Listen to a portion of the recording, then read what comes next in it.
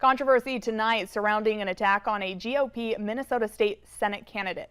The candidates running for District 4 seats are speaking out after the DFL party released an ad attacking Dan Bohmer and his family. You may have seen it. It says Bohmer recorded his son while he showered. He called his own wife a C-word, stupid, parasite. The ad uses court papers from Bohmer's divorce last year.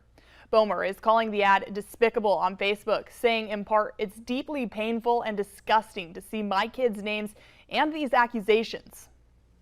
The support I've been receiving has been overwhelmingly positive, and I appreciate that a lot. We're going to continue on a positive message because we are talking about the real issues that affect real people here in Senate District 4.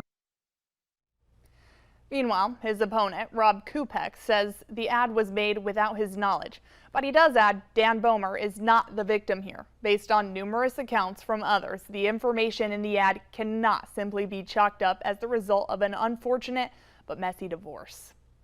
We have the full statements, including one from Bohmer's kids, on our website, valleynewslive.com.